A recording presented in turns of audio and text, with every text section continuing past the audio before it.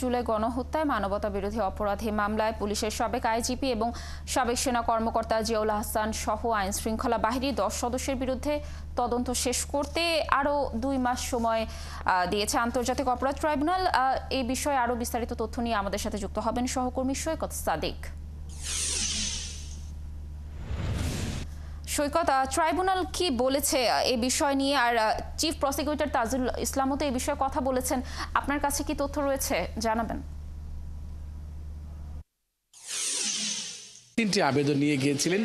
প্রথম যে আবেদনটি, যদিও আজকে ট্রাইব্যুনালে আইন শৃঙ্খলা বাহিনীর 10 সদস্যকে আজকে সাবেক যারা পতিত আওয়ামী লীগ সরকারের সময় ছিলেন এবং তারা গ্রেপ্তার হয়ে কারাগারে ছিলেন, এরকম 10 সদস্যকেই ট্রাইব্যুনাল নিয়ে আসা হয়েছিল।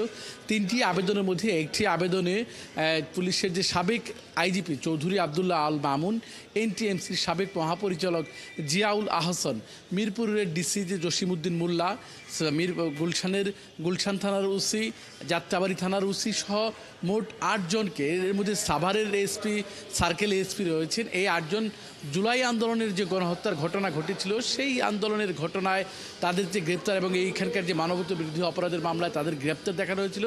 এই মামলায় টোটাল 23 জন আসামির মধ্যে তারা রয়েছেন 8 জন এবং তাদের বিরুদ্ধে যে আবেদনটা করা হয়েছে আজকে, সেখানে এই মামলায় তদন্ত শেষ করতে প্রসিকিউশনের পক্ষ থেকে আরও 2 মাস সময় চাওয়া হয়। 2 মাস সময় চাওয়া হয় এবং তাদের যে অভিযোগগুলো সেগুলো তুলে ধরা হয়।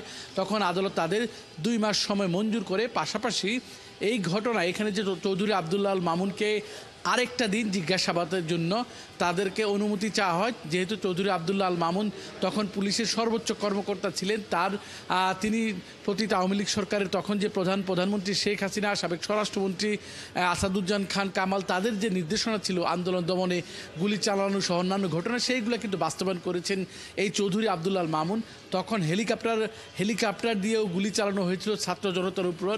সেই হেলিকপ্টারের ব্যবহারের বিষয়টি কিন্তু আজকে তারা নিয়ে আসছেন এবং এই হেলিকপ্টার কারা ছিলেন, হেলিকপ্টারে কারা গুলি চালিয়েছিলেন, এই বিষয়গুলো নিয়েও কিন্তু জিজ্ঞাসাবাদ করার জন্য তদন্ত সংস্থা বা প্রসিকিউশনের পক্ষ থেকে 1 দিনের আবেদন করা হয়। আদালত সেটা মঞ্জুর করেন।